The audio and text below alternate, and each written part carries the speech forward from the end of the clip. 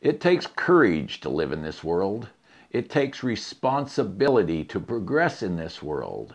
It takes work to continue to live in this world.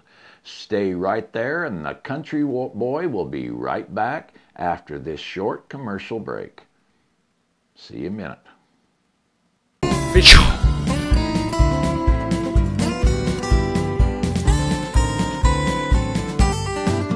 Where? PacificSalmonCharters.com.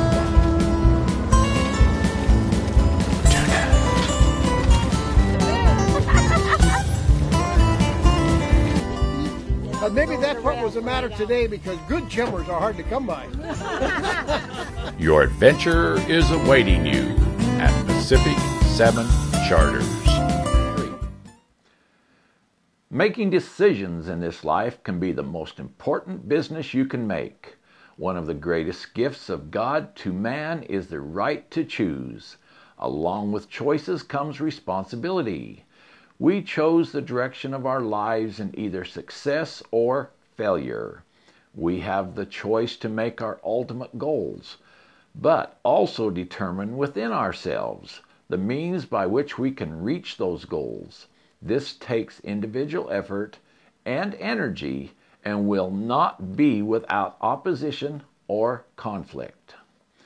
The scripture of the day comes from Galatians 6:7.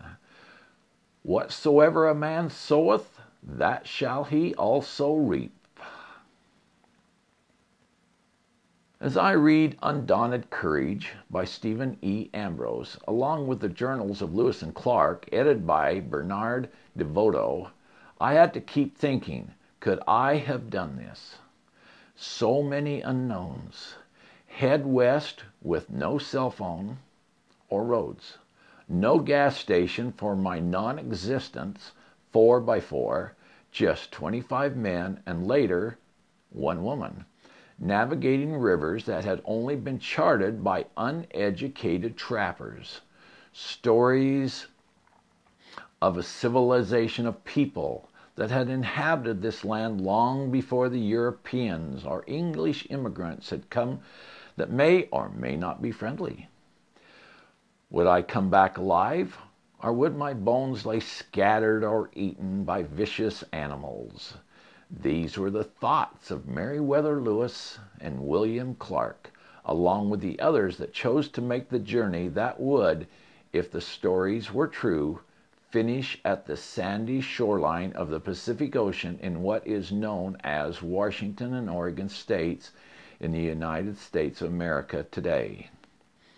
Quoting, "On the morning of August 12th, we fell in with a large and plain Indian road.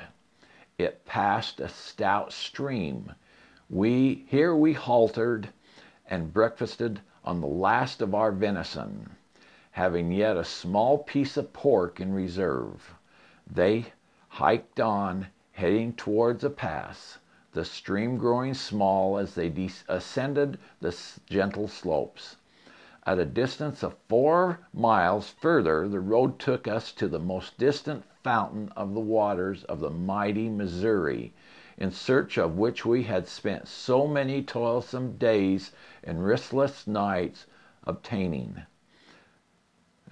They planned on taking 18 months to get there, and it took them a lot longer than that. He assessed the impact on himself, quoting again, "Thus far I had accomplished one of those great objects of which my mind has been unalterably fixed for many years. Judge then of the pleasure I felt in allaying my thirst with this pure and ice-cold water." Can you imagine water coming right up out of the ground there? Ice cold, never touched by human hands. It'd be quite an experience to be back in those days, be Lewis, and you came up on that river, the head of the Missouri. The Corps of Discovery had traveled 2/3 across the nation using the Missouri River as their trail.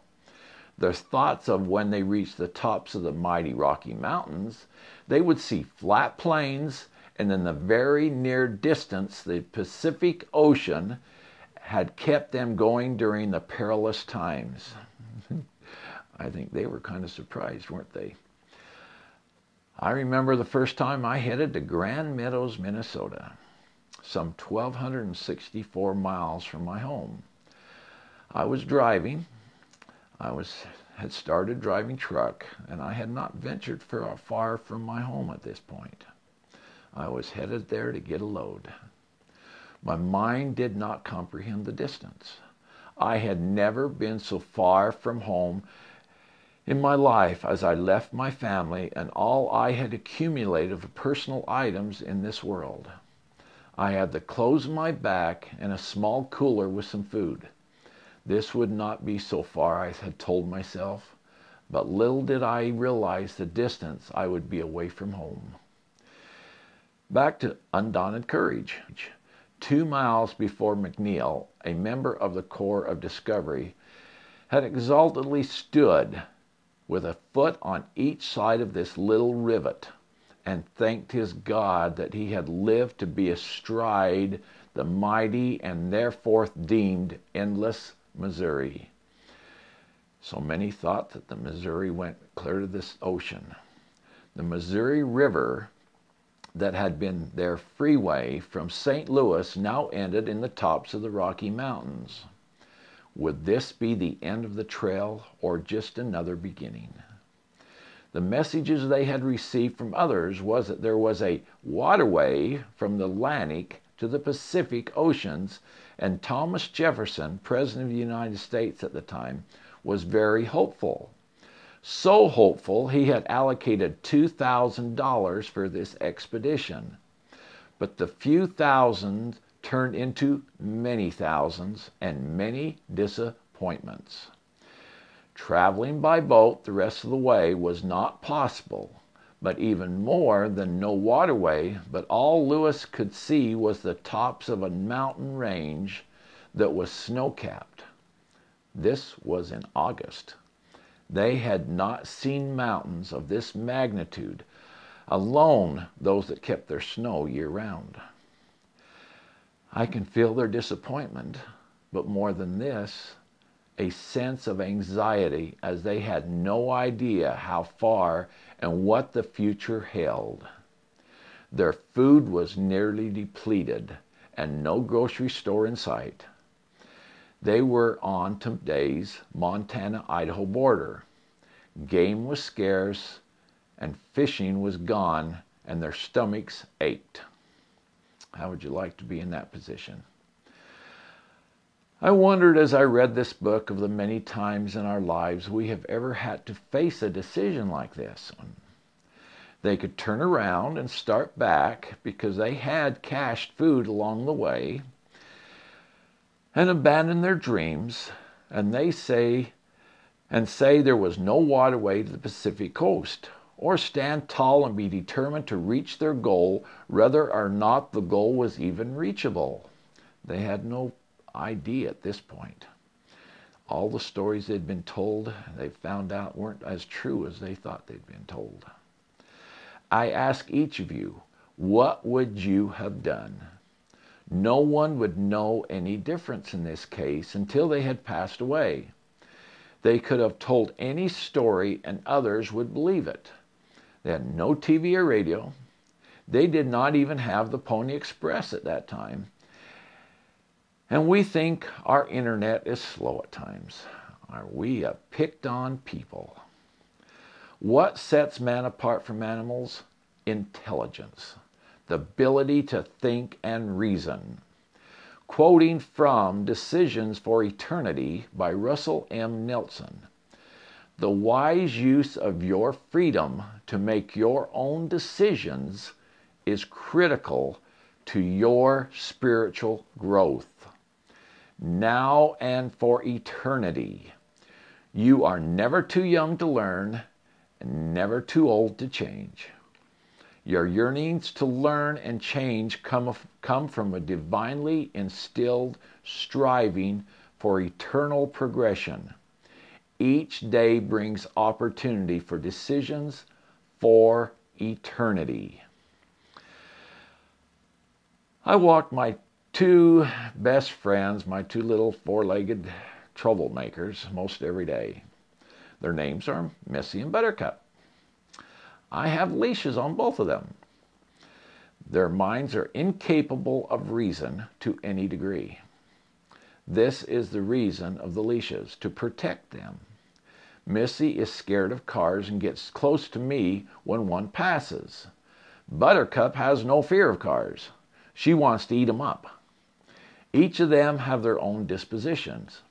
We try to teach them, but it is a slow process. I see people that should have leashes on them, in my opinion. They seem to be unable to think for themselves. Are they stupid?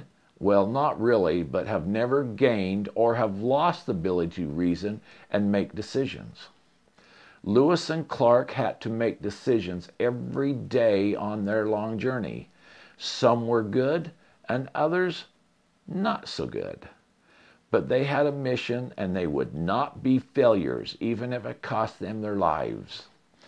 When they had the first glimpse of the Pacific Ocean, their journey was not done.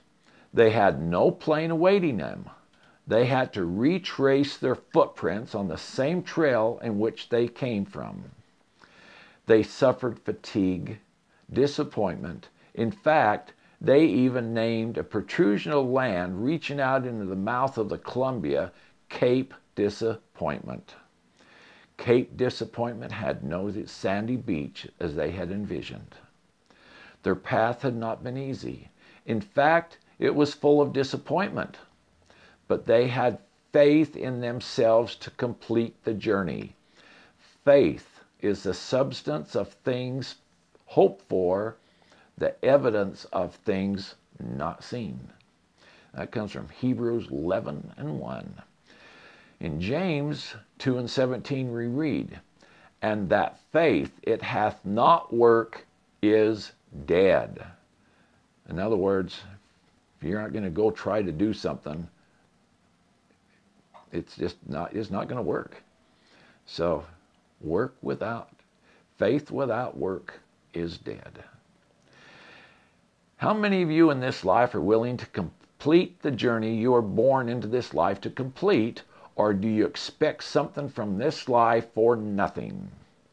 Do you use the intelligence that was given to you, or are you nothing more than my cute little dogs that need a leash when you go out and are content to eat and sleep and occasionally play around the house? My wife and I wonder sometimes why we even have them. They are so cute. I wonder if women and men want children because they are so cute, but do not want the responsibility to care for their own offspring. I was totally disappointed and really in awe. Meriwether Lewis seemed to have had it all. He was a very close friend to Thomas Jefferson, to the point that Jefferson trusted him completely. Lewis was a great general, a scholar of many vocations. He had a brilliant mind of a leader.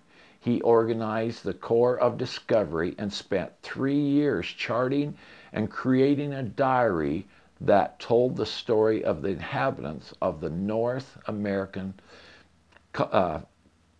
people, including plants and the animals that lived in the regions. But he died a lonely, broke drunkard. I never knew the end of this story. This was such an amazing story, and I'm not going to tell you it. You need to get Undaunted Courage. I bought that from Amazon for about $4, a used book. Could he not handle the success and praise and use drugs and alcohol to cover up what others never saw in him? After he got home, they had all kinds of parties for him. Now, he had spent almost 3 years without having any alcohol in his body because they hadn't got it. The alcohol supply they had brought with them ran out. So I guess about 18 months, he'd had no alcohol in his body. And he had the tendencies to be an alcoholic. But when he got back, there was so much praise, party after party after party he had been invited to. And the alcohol craving came back to him. It's really sad. No one will ever know as he ended his life in the most undesirable way. A great man. What a way to end it. Each of you can control your life to some degree. Nothing is free in life. You have the ability to reason and make decisions. So do something for yourself today. But until then, enjoy your summer on the Long Beach Peninsula with the Pacific Salmon Charters. Go to PacificSalmonCharters.com. Find out how inexpensive a summer vacation can be. Please email the Country Boy at SundogFilmProductions.com to get on our mailing list for all kinds of contests and product information.